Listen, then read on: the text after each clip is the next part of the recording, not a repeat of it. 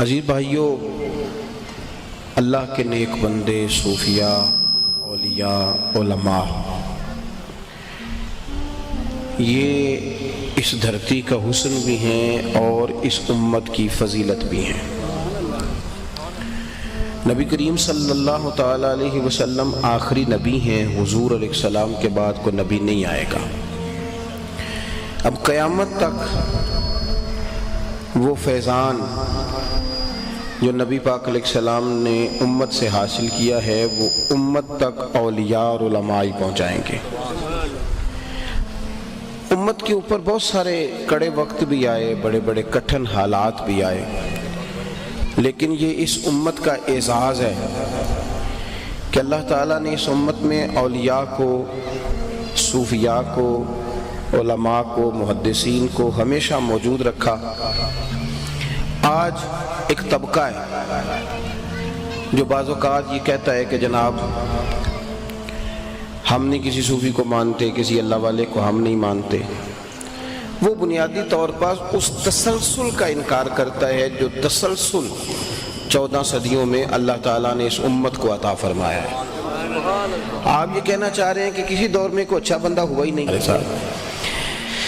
یہ تسلسل ہے اس امت کے اندر کہ ہر دور میں نیک لوگ رہے، پرہیزگار لوگ رہے، اور یہ تسلسل امت نے تسلیم کیا۔ اب لوگ چار اگر کھڑے ہو جائیں اور وہ کہیں میں کسی صوفی کو نہیں مانتا، کسی درویش کو نہیں مانتا، تو پھر وہ آگے بڑھتے ہیں۔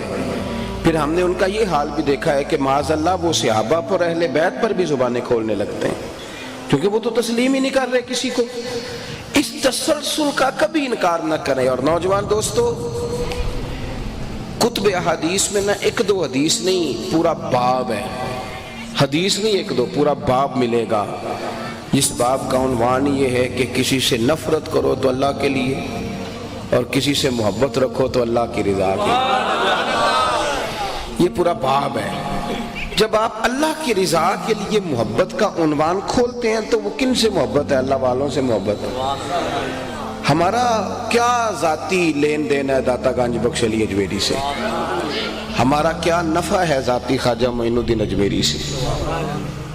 لوگ ہمیں کہتے ہیں کہ جناب آپ ان کا نام لے لے کے کھاتے ہیں، تو ہم کہتے ہیں آپ ان کی مخالفت کر کے کھاتے ہیں۔ بھئی آپ بات سمجھے نا جی، آپ یہ جو آپ کام کرتے ہیں تو آپ بھی تو کھاتے ہیں، بھوکے تو نہیں نہ سوتے۔